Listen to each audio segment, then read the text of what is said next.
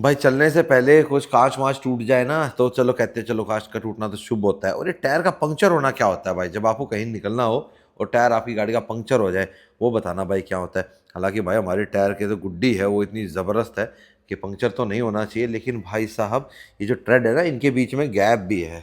ठीक है, वो तो हर गाड़ी के ट्रेड के बीच में गैप होता है। और बताओ यार, पंक्चर ने वही जगह ढूंढी है जाके। अभी चलने से पहले ना मेरी आदत है, मैं गाड़ी के ना चारों तरफ घूमता हूँ, एक बार चेक करता हूँ गाड़ी को कि टायर वायर सब कुछ ठीक है। ये मेरी आदत है, सुबह चलने से पहले डेफिनेटली मैं एक बार करता हूँ। तो फिर भाई मैंने यहाँ देखा, यहाँ कहाँ गया भाई अब वो? अभी ऐसे नहीं दिखेगा आपको, मैंने यहाँ किया था डी है ना, ये डी के सामने इधर यही है क्या? ये रहा, यहाँ पे जहाँ मेरी उंगली है दिखेगा यहाँ से? अरे नहीं, ये रहा, ये रहा, ये रहा। भाई साहब पता नहीं क्या लोहे की कोई पत्ती सी है वो घुसी हुई है अंदर। बताओ, कल टायर की हवा थोड़ी सी मुझे कम लग रही थी, मेरे को लगा चलो कम ज़्यादा तो थोड़ी बहुत होती रहती है। अभी जब मैं निकलने वाला था तो मेरी सुबह तो कपड़ा मारते हो ना एक बारी, हाथ मारता हूँ, तो उस टाइम देखा भाई, फिर मैंने लगाया क्या, टायर इन्फ्लेटर। हवा पता कितनी थी? छः छः हवा थी भाई। और पीछे मैं रखता हूँ इसमें 35, आगे रख लेता हूँ मैं इसके अंदर 30। तो भाई हवा कम थी तो फिर मैंने हवा टॉपअप करी। अब निकलने से पहले सबसे पहले तो भाई इसका पंक्चर लगवाते हैं। साफ़ नहीं करी ना, छत थोड़ी सी गंदी रहेगी। खैर कोई नहीं, इस ब्लैक छत को हटवाऊंगा भाई, ये खाली मैट ब्लैक ना अच्छी नहीं लग रही। बस अभी थोड़े दिन की बात है। और ये आदत मैं आपको भी कहूँगा कि आप भी ना चलने से पहले एक बार ना गाड़ी की तरफ ना नज़र ज़रूर मारा करो, कमी पेशी कुछ है तो नहीं, कहीं पंक्चर वंक्चर जो भी मतलब छोटा मोटा स्क्रैच हो या कोई गाड़ी के अंदर कुछ हो रखा हो, तो चलने से पहले अपना गाड़ी को एक बार देख लो, तो उससे आपको पता लग जाता है कि हाँ भाई गाड़ी में ये है और ये नहीं है। ठीक है। और कई बार आपने देखा होगा हाईवे के ऊपर जो लोग हैं एकदम से टायर फ्लैट हो जाता है। देखो भाई, कुछ एकदम से ऐसा लग जाए, टायर फट जाए या साइड वॉल पे कट लग जाए, फिर तो टायर एकदम से फ्लैट हो जाएगा। अदरवाइज पंक्चर हो रखा हो और आप अपनी गाड़ी में ध्यान ना दो तो फिर आपको भाई रास्ते में खड़े होकर टायर बदलना पड़ेगा। अब देखो पंक्चर का मैंने पता लगा लिया, और पता लगा के मैंने इसमें हवा भर दी। टायर इन्फ्लेटर रखो भाई अपनी गाड़ी के अंदर, मैंने रख रखा है गाड़ी के अंदर, तो हवा भरी, अब सीधा पंक्चर। भाई को बता दिया भाई मैंने कि मैं जो रोड क्रूजर वाला डी है ना उसके सामने है, तो उससे निकलेगा, प्लास से निकलेगा। काफ़ी भारी है, ज़्यादा अंदर गया नहीं, ट्रेड के अंदर था ना भाई। अगर ट्रेड के ऊपर होता फिर तो चलते चलते दब जाता, अंदर काफ़ी अंदर चला जाता। बाकी अभी फ्यूल भी डलवाना है मैंने गाड़ी पर, यहाँ डलाऊंगा। अभी रेंज है, दिखाइए यार कैसा था। अच्छा अभी निकला नहीं है क्या? एक्चुअली ये पैसे पंक्चर ना जो थोड़ा अंदर होता है टायर उतार के लगते हैं, पर भाई कह रहा है सर मैं ऐसे ही निकाल दूंगा, आप थोड़ा आगे की तरफ ले लो। ऊपर से तो हाथ का प्रेशर जाता नहीं, जगह नहीं है ना, यहाँ से निकाल देगा, पंक्चर घुसा देंगे, मतलब पंक्चर रिपेयर वाला वो। ठीक है, एक बार निकले तो सही यार। ये है वो ना, गोल गोल नहीं है, कोई पत्ती टाइप है कुछ। भाई एक पंक्चर में इतनी मशक्क़त लगानी पड़ सकती है, देख लो भाई। कई बार ही पड़ जाती है भाई इतनी मशक्क़त लगानी। थोड़ा थोड़ा उसको वो जो सूम भी है ना उससे कर कर थोड़ी बाहर करेगा, फिर वो प्लास की पकड़ में आएगी। एक्चुअली ये ट्रेड के बीच में प्लास चल भी नहीं पा रहा ना, ये है गड़बड़ थोड़ी सी। ले भाई ये चीज़ दिखाइए, ये किसी एंगल का कहाँ का टुकड़ा था? हाँ बताओ भाई, ये घुसा हुआ था और इतना घुस गया था अंदर, इसलिए थोड़ी थोड़ी हवा निकल रही थी, ज़्यादा नहीं गया था अंदर। और अगर मेन पे ट्रेड पे लगता यहाँ पे तो ये इतना पूरा अंदर तक चला जाता। इतना डाल दे भाई, काटने की जरूरत ही ना पड़े, हैं लगा दे भाई। और एक बार चारों में हवा चेक कर देना। अब भाई पीछे 35 है तो आगे 35 करा लेता हूँ, कि इन टायरों को ना 35 से कम रखना नहीं चाहिए। वैसे रमन भैया ने तो ये बोला था कि भैया 35 रखना इसके अंदर, मैं फिर भी कई बार से लोकल चलती है ना तो मैं 30 रख लेता हूँ, पर आवाज़ तो थोड़ा लंबा चलेगी तो मैं 35 करा ही लेता हूँ ओवरऑल हवा चेक। अभी ठंडा ठंडा है ना, तो ठंडे में ही हवा चेक करानी चाहिए, गर्म टायर में हवा चेक नहीं करानी चाहिए। भाई हवा भी चारों में चेक करा रहा हूँ, हवा नहीं मैं नाइट्रोजन चेक करा रहा हूँ भाई। वैसे देखो जो बिल्कुल प्योर नाइट्रोजन होती है वो तो नहीं होती है पम्प्स पे, ये बस यूँ फिल्टर वगैरह लगे होते हैं उस हिसाब से होती है, तो करा लेते हैं एक बार चेक। और आप होगे विक्रम भाई आप अभी चेक करा रहे हो, लंबे पे जाएगी, टायर गर्म होएगा तो हवा बढ़ेगी। भाई अगर आप नाइट्रोजन कराते हो तो इतना गर्म होके नहीं बढ़ती भाई वो। ठीक है, मैं इतने लंबे ट्रिप पे गया था, कितनी है उसके अंदर? ज़्यादा कम नहीं थी, 33 ही है। हाँ 35 तो मैंने सुबह करी थी उसके अंदर एक बारी। तो वैसे तो मैं क्या करता हूँ ना, जब कुछ महीने हो जाते हैं ना, 1-2 महीने हो जाते हैं, 3 महीने, तो मैं फिर पूरी हवा निकलवा के दोबारा से फिर नाइट्रोजन भरवा देता हूँ, तो थोड़ा सा हवा बदलती रहती है। ठीक है भाई, मेरे साथ तो आज तक एक्सपीरियंस हुआ नहीं है ऐसा के सीमेंटेड रोड पे भाई जब नया आगरा एक्सप्रेस वे बना था उस पर तो बहुत ज़्यादा टायर फटे थे लोगों के, क्योंकि लोग भाई बिल्कुल चेक नहीं करते, 40-40 45-45 हवा रखते हैं। तो 35 तक की हवा में आपका टायर नहीं फटता भाई, 35 तक की ठीक रहती है। अब इतनी भारी भरकम गाड़ी है, इसको भाई 35 हवा तो चाहिए, और हमारे जो ये मिड प्रोफाइल टायर है इनको इतनी तो चाहिए भाई हवा। इसमें कितनी है भैया? 31। हाँ वही है ना, आगे मैंने 30 रख रखी थी, पीछे 35 रखी, तो एक आधा पाउंड ऊपर नीचे होती है, बाकी सही सेट रहती है। देखो भाई ये सड़क पे इतनी धूल उड़ती है, और ये देख लो अभी गाड़ी साफ़ करी थी मैंने सवेरे, और धूल कितनी आ गई। तो ये धूल पोल्यूशन नहीं करती क्या? है सारा पोल्यूशन गाड़ियाँ ही करती हैं। तो ये भी तो एक सवाल हो सकता है ना कि भाई पोल्यूशन का रोकथाम इससे भी तो करो। जो सड़क के ऊपर ही इतनी मिट्टी रहती है, और कंस्ट्रक्शन से जो इतनी धूल मिट्टी जो भी हो रही है इतना ये, इसका कुछ समाधान करती है क्या सरकार? कुछ नहीं करती है भाई। सड़क के किनारे जो शाम को मशीन साफ़ करने आती है ना, वो मशीन प्रॉपर से काम तक नहीं करती। उसके जब ब्रशेस चलते हैं ना, वो धूल सारे को उड़ा देते हैं, जो जमी होती है उसको भी उड़ा देते हैं। वो अंदर थोड़ा सक्शन कर रही होती है, 50% भी भाई वो सक्शन नहीं करती। अगर 50% भी कर ले तो कुछ ना कुछ तो साफ़ हो। है ये जो इतनी मिट्टी पड़ी रहती है ये नरव है। पर इन चीज़ों के ऊपर कोई बात नहीं करता भाई, सिर्फ गाड़ियाँ ही पोल्यूशन फैलाती है। ठीक है भाई, गाड़ियों का योगदान होगा कुछ 1%, पर सारा तो नहीं है जितना गाड़ियों को बदनाम किया जाता है भाई। भाई अब तक तो डीजल के पीछे थे, अब तो पेट्रोल के पीछे भी पड़ गए भाई। डीजल पेट्रोल दोनों के पीछे दबा के पड़ गए कि ये तो बंद होनी चाहिए। ऐसी क्या लालसा है भाई? है पता नहीं लोगों ने कहाँ कहाँ कैसे इन्वेस्ट कर रखा है, इनडायरेक्ट तरीके से घुमा के कि वो यहाँ से लें वहाँ से लें। समझ रहे हो ना मैं क्या कहना चाह रहा हूँ? समझ जाओ तो मैं कहाँ कह रहा हूँ। तो वही है भाई, ठीक है, पिसता तो आम आदमी ही है, कितना ही कुछ कर लो। टैक्स भी हम भरें, पिसे भी हम, और बस और क्या, सारे काम हम ही करें और फिर मुंह बंद करके बैठे रहे, सच भी ना बोलने। ये भी एक काम है, काम नहीं ड्यूटी है, हाँ जो निभानी है। कि आपको सवाल नहीं करने, आप सवाल नहीं कर सकते, बिल्कुल भी नहीं कर सकते। और सवाल कर भी लेंगे तो जवाब देना किसने है? कोई जवाबदेही नहीं रह रही भाई। बाकी दिल्ली एनसीआर में तो भाई अब मेरे को काफ़ी इलेक्ट्रिक गाड़ियाँ देखने को मिलती हैं, पर ठीक भी है भाई। अगर किसी की भाई फिक्स है ना रूटीन, इतना किलोमीटर जाना है, इतना किलोमीटर, रनिंग भी ज़्यादा है उनकी, तो ले लेनी चाहिए भाई। और अगर आपको ट्रिप वगैरह भी करना तो आप प्लान करके कर सकते हो ईवी के साथ, जब तक हमारा इंफ्रास्ट्रक्चर स्ट्रॉन्ग नहीं हो जाता। जैसे आज की डेट में सीएनजी का इंफ्रास्ट्रक्चर काफ़ी हद तक सही हो गया है ना, तो उस हिसाब से जब चार्जिंग का भी हो जाएगा ना और फास्ट चार्जिंग ऑप्शंस हो जाएंगे तब, और एक कोई ऐसा डिवाइस आ जाए कि जो इनकी रीसेल में इनकी बैटरी की, इनकी मोटर को चेक कर सके, ठीक है, तो वो चीज़ है, तो वो अपना भाई आ जाएगी, तब ये सही रीसेल वैल्यू भी हो जाएगी इन गाड़ियों की। क्योंकि आज तक ना लोग ले तो रहे हैं इन गाड़ियों को, लेकिन अगर कोई बेचने जाता है तो रीसेल वैल्यू नहीं है उतनी जितनी होनी चाहिए। अरे वाह भाई वाह, आज तो दो हैरेरी भी दिख गई। पीछे एक वाइट गई थी, अब ये नार्डो ग्रे जैसा कलर आ गया इनका। सही है भाई, बढ़िया है।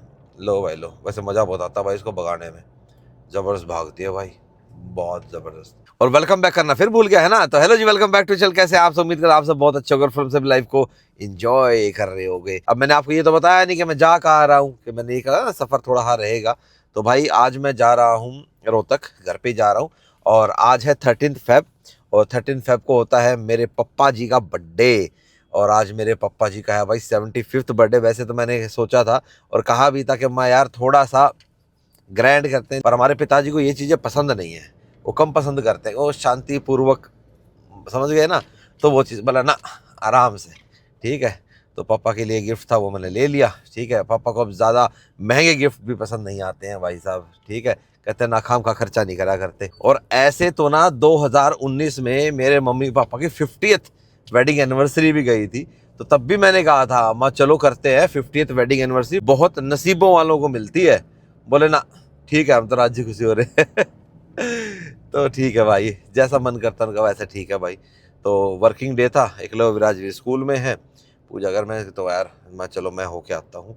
पहले तो ये था, कल हम इवेंट में थे तो 12-13 का था, तो इवेंट हमारा कल ही निपट गया। तो फिर मैं चलो यार मैं जाता हूँ, और कुछ काम भी थे, पापा ने भी कुछ काम बताया था तो वो करके अपना, इसीलिए मैं आज इस टाइम निकला हूँ। थोड़ा सा जल्दी हूँ आज, फिर भी करते करते मुझे 1 बज गया। आधा पौना घंटा तो मेरे पंचर वाले सिस्टम ने ही खा लिया। ये गया भाई केएमपी को, फरूख नगर से भी आप केएमपी पे चढ़ सकते हो। बढ़ गया भाई ट्रैफिक, बढ़ गया इधर, अब उधर से ही जाना ठीक है। हालांकि उधर भी अब ट्रैफिक बढ़ रहा है धीरे धीरे UR2 पे, पर ये तो भाई जब तक फरूख नगर नहीं क्रॉस कर लूँगा ना 4 लेन आएगा नहीं, और यहाँ तक समय बहुत लगता है भाई, ऑलमोस्ट 1:30 बज गया बताओ। कब मैं घर से निकला था, मैं 12:15 के अराउंड निकला था। इतनी देर में तो मैं रोहतक पहुंच जाता। वो तो मेरे को थोड़ा सा काम है इधर, थोड़ा झज्जर में, इसीलिए मैं फिर इधर से आया। मैं ये करता हुआ निकल जाऊंगा और फिर अपना उधर से देखेंगे वापसी में। इधर से नहीं आऊँगा, वहीं से आना ठीक है भाई। ले भाई, झज्जर वाला काम भी नहीं बढ़िया, हालांकि 5-7 मिनट का ही काम था, मिलना था बस एक से किसी, कुछ आदान प्रदान का काम था। और अब बस फ्यूल के लिए रुकूंगा। हालांकि अभी तो रेंज है मेरे पास, पर रोहतक में ना भाई फिर जियो बीपी का पंप नहीं है, वो अपना इधर ही मिलेगा या फिर वापसी में इधर मिलेगा। तो सोच सकता हूँ मैं कि वापसी में भी डलवा लूँ शाम के टाइम पे आराम से, है नहीं? ऐसे भी हो सकता है, पर मेरे को कहीं इधर उधर जाना पड़ गया फिर। हाँ, और फ्यूल वैसे भी मेरे पास रेंज कितनी बची है, 72 किलोमीटर की है वैसे तो, और घर अभी 32 है, फिर 40 की बचेगी। अरे छोड़ो ना यार, अभी फुल करा लेते हैं। कभी कभी करा लेते हैं, दिन में भी इतना तापमान नीचे गिरा नहीं है ना, 24 डिग्री तक तो आ गया भाई। अब बर्फ पड़ेगी, बारिश होएगी या नहीं होएगी पता नहीं भाई। अब पीछे प्रिडिक्शन थी 9-10 तारीख की कि बारिश होएगी, हुई नहीं। अब तो मेरे को ये लगता है कि 4 मार्च की होली है, उसके बाद एक बार बारिश होएगी और फिर अपना सुपड़ा साफ ठंड का। ठंड ना रही भाई, अब महीने की मुश्किल से रहेगी ठंड। ले भाई, पंप भी आ गया, पर भाई ये सड़क बना रहे हैं, मैं तो नहीं लेके जाऊंगा इस सड़क के ऊपर से। ये तो ऐसा चिपक जाएगा भाई, और वाइट गाड़ी है हमारी, ऐसा चिपक गया ना उतरने में दिक्कत हो जाएगी। पंप तो चल रहा है, इस तरफ नहीं बनी है, आगे से घुमा के लाऊं क्या उल्टा करके? छोड़ो यार, आगे भी एक जियो बीपी का मिल जाएगा अपने को, ऐसी तलब भी नहीं है। अभी तो रेंज अपने पास है ही, 70 किलोमीटर दिखा ही रहा है। और ये लेफ्ट में गया भाई अपना गांव शेरिया, मदाना अड्डा बोलते हैं वैसे इसको, क्योंकि राइट साइड में मदाना गांव है और लेफ्ट में शेरिया है। अगला गांव लकड़िया, फिर ठीक गला जाएगा। और पीछे काफ़ी सवाल थे भाई, जिप्सी का है, जिप्सी का है, तो वो मैंने बता दिया था भाई आपको। तो काफ़ी भाइयों को तो भाई लग गया कि हाँ ठीक है, ये आपने ठीक किया, अपने हिसाब से मैंने पूरा डिटेल में बता दिया था। अब फिर वही बात आ जाती है, एक आधे भाई होते हैं ना जिनको क्रिटिक्स की आदत होती है ना, करना है हमने तो उंगली करे बिना स्वाद आएगा ही नहीं। अरे विक्रम भाई, 6 महीने नहीं पकड़ोगे तुम, हाइलक्स ही भेज दोगे। फिर मैंने उस भाई को ना रिप्लाई किया, सच में मैंने कर दिया। माँ भाई ऐसा 2 महीने हो गए, तीसरा महीना होने वाला है। अब तुम मुझे ये बताओ कि आज से 6 महीने काउंट करने हैं या 3 महीने जो हो चुके हैं, ये आगे के 3 महीने काउंट करूँ? उसके बाद उसका कमेंट अभी आया नहीं है, आएगा तो मैं आपको बताऊंगा। भाई अगर हम इतने ही व्यूज के भूखे होते, हालांकि भाई देखो व्यूज सबको चाहिए, किसको नहीं चाहिए, व्यूज चाहिए तभी तो सब यूट्यूब पे है ना। तो भाई इतने ही होते ना भाई, अगर सिर्फ कंटेंट के लिए ये सब कर रहे होते, तो मेरे पास भाई साहब जो हाई राइडर मैंने लिए वो मैं ना लेता, उसकी जगह मैं टाटा सियरा लेता। अब छोटे मोटे ग्लिच तो आ ही जाते, और फिर भाई साहब कंटेंट भी मिलता, भाई साहब थंबनेल भी मिलता है, तो सारी चीज़ होती। और इतना ही होता तो फिर मैं हाइलक्स नहीं लेता। और हाइलक्स में भी आप ये देख लो, अब तक कितने ही मैंने ऐसा कंटेंट बना दिया होगा, जितना भी बनाया है, जो मैं बनाता हूँ रियलिस्टिक दिखाता हूँ, वही सारी चीज़ें हैं। जो सही बंदे हैं वो सही समझते हैं इस चीज़ को, तो वो चीज़ है भाई। बाकी एमजी ने भाई अपनी लॉन्च कर दी है मैजेस्टर, और इसकी डिलीवरीज मई में मिलेंगी आपको, ठीक है। और बुकिंग्स वगैरह इन्होंने ऑनलाइन लेनी चालू कर दी है, और शोरूम में आपको ये मार्च में देखने को मिलेगी, अगले महीने। टेस्ट ड्राइव्स इसकी अप्रैल में होंगी, और इसके ऊपर जो कंप्लीट वीडियो है वो आपको देखने को मिलेगा 16 फरवरी को, क्योंकि अभी एम्बार्गो लगा हुआ है। एम्बार्गो से पहले आप अच्छी अच्छी बातें तो सारी बता सकते हो, लेकिन अपना ओपिनियन नहीं दे सकते। लेकिन भाई मैं तो अपना ओपिनियन भी दूंगा ना आपको, क्या नहीं, कि ये चीज़ ऐसे है, ये ऐसे है, ये ऐसी बनाई है, तो वो चीज़ है। तो इसलिए अपन भाई एक ही वीडियो में आपको तसल्ली से उसके बारे में सारी डिटेल बता देंगे। लेकिन हाँ, इवेंट पे भाई साहब उसने क्या क्या किया, एमजी ने भाई कैपेबिलिटीज बहुत बढ़ाई हैं उस गाड़ी के अंदर। उसके अंदर भाई 3-3 डिफरेंशियल लॉक दिए हैं आपको, 10 ड्राइविंग मोड दिए हैं, क्रॉल मोड दिया है, मतलब बहुत सारे, मतलब टेक की भी बना दी, एडवांस भी कर दी, और रिलायबिलिटी भी बढ़ा दी। तो जो इवेंट में करतब किए उसने, वो मैं आपको दिखा देता हूँ, तब तक मैं रोहतक भी पहुंच जाऊंगा।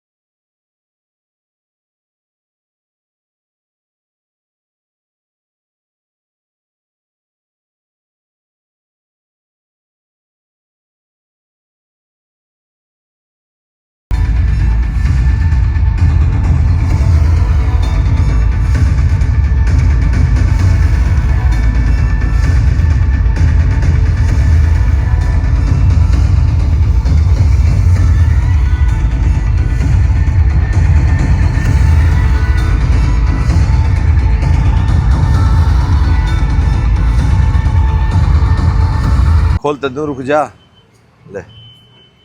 तो भाई सुरेंद्र और मैं अभी इधर मलिकगंज हाउस पे आए थे, कुछ काम था वो करा दिया। वेपन हाँ संभालने पड़ते हैं भाई, अभी बच्चे की तरह, क्या नहीं, काम था कुछ। तो अभी खोलते हैं भाई पापा की एल्बम। ये देख रहे हो, हम स्क्रैप बुक बनाते थे ना, ये देखो ऐसी एल्बम्स होती थी। ये फ़ोटो निकली हुई हैं, ये लास्ट में देखो यहाँ रखी हुई हैं। ये 1970 की एल्बम, ये देखो भाई। ये पापा की तो काफ़ी टाइम बाद की है, तो अभी की है मतलब, ठीक है। और ये देखो ये रे, ठीक है। और ये रे, ये रही, ये सारी नेवी के टाइम की हैं भाई। एक मिनट, ये रे, ये कानपुर की होगी या फिर टोपी ऐसी पहन रखी है आपने वहाँ की। एक मिनट, पापा को विश कर दो भाई, पहले सारे बर्थडे विश कर दो पापा को, हैप्पी बर्थडे। पापा जी आपको 75 साल का हो गया, कैसा लग रहा है? पता ही नहीं चला 75 साल कैसे हो गए। अच्छा, पहले नेवी में, फिर हरियाणा पुलिस में, मतलब आप 40 साल की सर्विस करी पापा ने, हैं पापा जी? 40 को करिए, एडवाइजर रहा उनका। हाँ, उसके बाद एडवाइजर रहे 50 साल।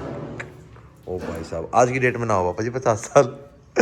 हाँ, और ये रही पापा की फ़ोटो इधर भी। ये मुझे ऐसी मैं भी रखता था, सेम मेरी लुक इस एज में ऐसी ही थी। ये हमला बम्बे की है, बम्बे की, मारवे में यहाँ बैठे, ये भी बम्बे की है। और आगे की दिखाते हैं, ये 72 की है। ये मैं फर्स्ट आया था उसमें क्रॉस कंट्री में, ये कमांडिंग अफसर की घरवाली है। अच्छा, उन्होंने दी थी है। वलसूरा ना अपनी इसकी है, हमला की। और ये बैठे ये भी मैस में, ये भी INS हमला की है। INS हांगला, हमला हमला हमला। ये रे, ये भी हमला की। पापा का फ़ोन आ गया भाई, आज तो पापा की बर्थडे विश आ रही है। लाओ मैं खोलता हूँ। ये देखो भाई, ये कबड्डी की है। और ये रे यहाँ पे, ये रे, ये रे, ये गांव में ये रही एक साथ इकट्ठी हो रखी फ़ोटो, जो वैसे हो रखी है। ये वही वाली आगे, ये देखो सबसे आगे चल रहे, ठीक है। यहाँ पे ये तो कोई सर है भाई, ये बड़ी फ़ोटो होते हुए।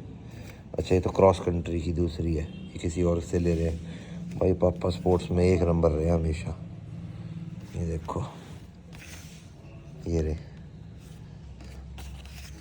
ये जब की है जस्ट, जब भर्ती हुए ही थे नेवी में, जब गए थे। एक फ़ोटो बहुत ज़बरदस्त है भाई पापा की ना, वो दिखाता हूँ आपको। ये तो मैं हूँ, देखो छोटा सा ऐसा था मैं। ये बैठे, ये रे, और ये वही है, ये रही स्पोर्ट्समैन ऑफ द ईयर का अवार्ड लेते हुए।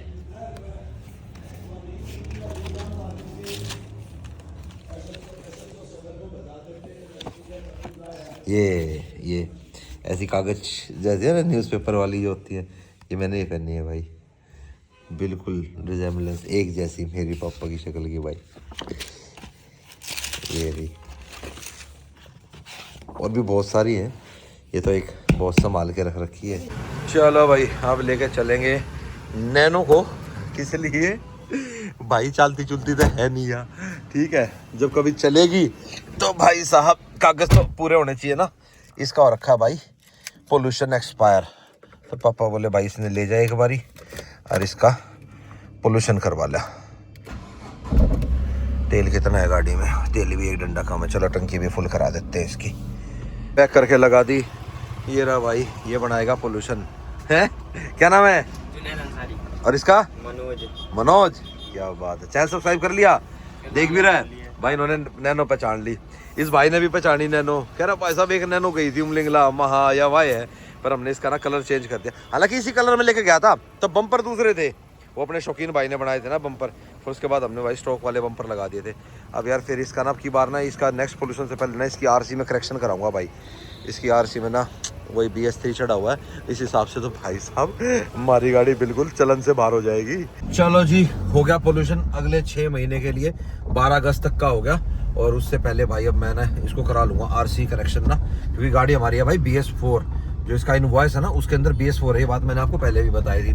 और बाकी भाई अपना टाइम मिले तो भाई अपने बड़े बूढ़ों में बैठो, अपने माँ बाप में बैठो भाई, उनकी बातें सुनो, ठीक है, विचार लो, आपके विचार भी सही होंगे। और मेरे विचार भाई शुरू से ऐसे थोड़े से ठीक इसलिए है कि मैं हमेशा से ना अपनी उम्र से बड़े वालों में ज़्यादा बैठा हूँ, ठीक है। तो इसलिए अपन ना कभी किसी गलत राय में गए, ना कभी गलत अपना संस्कार अपन ने पकड़े भाई किसी भी प्रकार के, ना हमारे को मिले भाई घर से। नहीं तो पुलिस वालों के बालक भाई बहुत जल्दी बदनाम होते हैं। हमारे को तो ये भी बहुत ज़्यादा था कि यार गलती से भी किसी ने ऐसे नाम ले दिया ना कि पापा का नाम है, भाई नाम खराब हो जाएगा। तो वही है। और अपना बैठो भाई, बढ़िया अपनी मेमोरीज बनाओ, फोटो खिंचाओ, और फोटोज को भाई डेवलप भी करवाया करो, डेवलप करा के भी रखो यार, ठीक है। जैसे आज मैं आपको एल्बम दिखा रहा था पापा की, पता 1970 की 1980 की फोटोज है वो। 1980 तो नहीं है, 80 में तो पापा आ गए थे। 71 की लड़ाई मेरे फादर भाई अपना इंडियन नेवी में ही थे उस टाइम पे। तब के बहुत किस्से हैं। किसी दिन बताओ यार पापा के साथ बैठ के पापा का पॉडकास्ट करते हैं सारे भाई साहब। पापा ने मुझे सारा बता रखा है, PNS गाजी कैसे हुई थी, जो फिल्म बता रखी है ना उस फिल्म के हिसाब से थोड़ा ना मारा गया था PNS गाजी को। INS राजपूत ने मारा था भाई उसको, उसी ने मार गिराया था। और भी बहुत सारे, INS खुखरी जो अभी बॉर्डर 2 आई है, जिसके अंदर INS खुखरी जो है वो 3 हिस्सों में हो जाता है भाई, ठीक है। तो बहुत सारे ऐसे किस्से हैं जो भाई मुझे तो पता है जो रियलिस्टिक है भाई। जिनके फादर या फैमिली में कोई अपना भाई आर्म्ड फोर्सेस में रहता है तो वो तो सच्चाई बता ही देता है उस टाइम की कि भाई उस टाइम ऐसे हुआ था, ऐसे हुआ था। तो वो ये बैठोगे बातें करोगे तभी तो पता लगेगा। तो वो ये यहीं से सारी नॉलेज आती है भाई अपने को, ठीक है। और गाड़ियों का शौक भी भाई अपने पापा से आया हुआ। तो वही चीज ऐसा है भाई, अच्छा सीखोगे तो अच्छा सिखाओगे। हम अच्छे संस्कार ले रहे हैं भाई, आज तक ले रहे हैं, तो हम भी अपने बच्चों को आगे अच्छे संस्कार ही देंगे। तो वही है, अच्छी चीज लोगे अच्छी चीज लोगे। चलो जी, पापा का बर्थडे मना के मैं आ गया भाई अपना गाड़ी में डीजल डलवाने। कहाँ पे भाई? ये रोहतक नहीं है, मैं पानीपत आ गया भाई। अभी निकला था मैं 10 बजे और देख लो 11 बजे मैं पहुंच गया भाई पानीपत। एक्चुअली मेरे को ना पानीपत थोड़ा सा काम था, ठीक है, कुछ डॉक्यूमेंट वगैरह मेरे को लेने थे इधर से, तो वो मैं अभी लेके निकल जाऊंगा। तो ठीक है, कितना बढ़ा मेरा 1 घंटा एक्स्ट्रा बढ़ा अभी यहाँ से, ठीक है। और डीजल रास्ते में मैंने गोहाना में थोड़ा डलवाया था, 1100 का मैंने वहाँ डलवाया। बाकी मैं अब यहाँ पे फुल टैंक करा रहा हूँ इसका। जियो BP वहाँ भी मुझे मिल गया था, लेकिन जैसे मैंने डलवाया ना उसके 10 किलोमीटर बाद है। ध्यान नहीं रहता ना, आप नॉर्मल एक रूट पे चलते रहते हो तो आपको याद रहता है। चलो कोई नहीं, अपने ट्रक का पेट अब भर देते हैं, फुल कर देते हैं इसको। ऑटो कट होने वाला है भाई, हो गया 56 पे हुआ, क्योंकि 12 लीटर में भी डलवा के लाया था। डाल दो भैया, 5 का तो कर ही दो, आ जाएगा। हाँ कर दो 5 जा रहा कर दो। 5 का ये हो गया 1100, 6100 का हो गया, डन है। 57 आ गया। चलो कोई नहीं, कार्ड पेमेंट है भैया, कोई दिक्कत नहीं है। चलो जी, ट्रिप भी तो हमारा आज का ट्रिप चल रहा है, 170 किलोमीटर हो लिया और 8259 हो गई हमारी टोटल। और ट्रिप पे मैंने भी 0 कर दिया था। 730 के आसपास चली थी भाई उस फ्यूल टैंक में, जो मतलब पिछला हमारा फ्यूल था। ये हो गया आफ्टर रीसेट, मतलब आज की मेरी एवरेज फ्यूल इकोनॉमी है 11.8 की। ये भाई अभी जो मैं रोहतक से पानीपत आया हूँ ना, इसने काफ़ी डाउन कर दी, नहीं तो सवेरे मेरी थी 12.8 की थी।